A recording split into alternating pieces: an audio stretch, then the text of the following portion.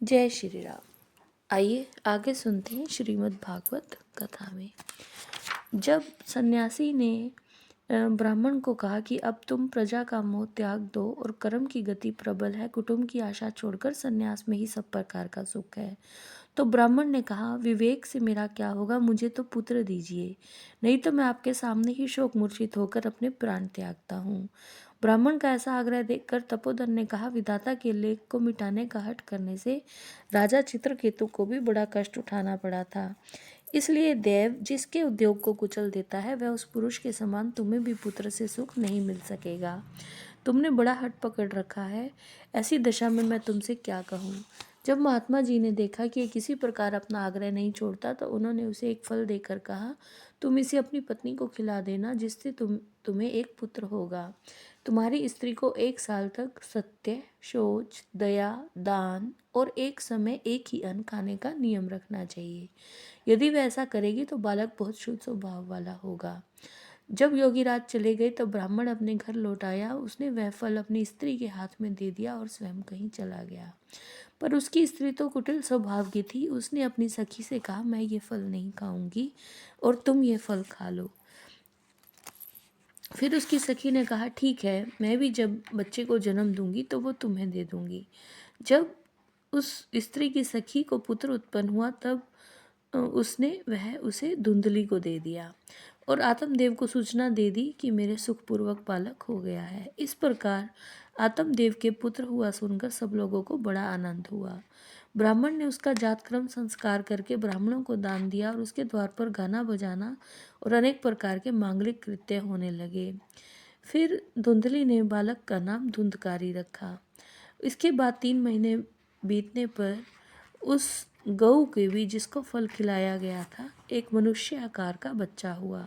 वह सर्वांग सुंदर, दिव्य, निर्मल और स्वर्ण सी कांति वाला था। उसे देखकर ब्राह्मण देवता को बड़ा आनंद हुआ और उसने स्वयं ही उसके सब संस्कार किए। इस समाचार से सब लोगों को और भी बड़ा आश्चर्य हुआ और वो उस बालक को देखने आए और आपस में कहने लगे, देखो भाई, आत्मदेव का कैसा भाग्य उदय हुआ है। कैसी आश्चर्य की बात है कि गऊ के भी ऐसा दिव्य स्वरूप बालक उत्पन्न हुआ है। दैव योग से इस गुप्त रहस्य का किसी को भी पता न लगा। आत्मदेव ने उस बालक के गऊ के कान जैसे होने के कारण उसका नाम गोकर्ण रखा। कुछ काल बीतने पर दोनों बालक जवान हो गए। गोकर्ण तो बड़ा पंडित और ज्ञानी हुआ, परंतु धुंधुकारी बड़ा ही दुष्ट निकला। उसके अंदर ब्राह्मणोचित आचार विचार का कोई भी स्थान नहीं था। वह बुरी वस्तुओं का संग्रह किया करता था। उसके अंदर हर तरह का ऐब था। वो तो एक दिन ऐसी बुरी संगति में फंसा कि उसने अपने पिता की सारी संपत्ति नष्ट कर दी। एक दिन माता पिता को मार के घर के सब बर्तन भी उठा कर ले गया। इस प्रकार जब सारी संपत्ति स्वाह हो गई तो उसका पिता फूट फूट कर रोने लगा और कहा कि मुझे अब उस संत की बात याद आ रही है। इससे अच्छा तो मेरे यहाँ पुत्र ना ही होता। अब मैं कहाँ जाऊँ, क्या करूँ, मेरे इस संकट को कौन काटेगा। इस दुख के कारण मुझे प्राण छोड़ने पड़ेंगे। उसी समय परम ज्ञानी गोकर्ण जी वहाँ आए, क्योंकि गोकर्ण तो पंडित बन चुके थे और ज्ञानी थे। तो उन्होंने अपने पिता को वैराग्य का उपदेश देते हुए समझाया, पिताजी, ये संसार असार है। यह अत्यंत मोह में डालने वाला है। कौन पुत्र, किसका धन।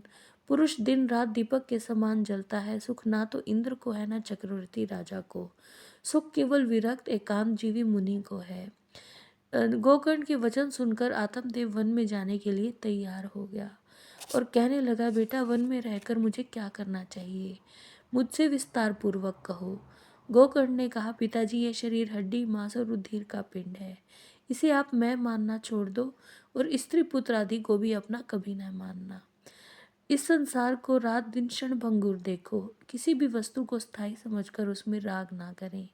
एकमात्र वैराग्य के रसिक होकर भगवान की भक्ति में लगे रहें। भगवत भजन ही सबसे बड़ा धर्म है। निरंतर उसी का आश्रय लें। अन्य सब प्रकार के लौकिक धर्मों से मुख मोड़ दें। सदा साधु जनों की सेवा करें। भोगों की लालसा को पास ना फटकने दें और जल्दी से जल्दी दूसरों के गुण दोषों का विचार करना छोड़कर एकमात्र भगवत सेवा और भगवान की कथाओं के रस का ही पान करें। इस प्रकार पुत्र की वाणी से प्रभावित होकर आत्मदेव ने घर छोड़ दिया और वन की यात्रा की। यद्यपि उसकी आयु उस समय 60 वर्ष की हो चुकी थी, फिर भी बुद्धि में पूरी दृढ़ता थी। वहाँ रात दिन भगवान की सेवा पूजा करने से और नियम पूर्वक भागवत के दशम स्कंद का पाठ करने से उसने भगवान श्री कृष्ण चंद्र को प्राप्त कर लिया। जय श्री राम।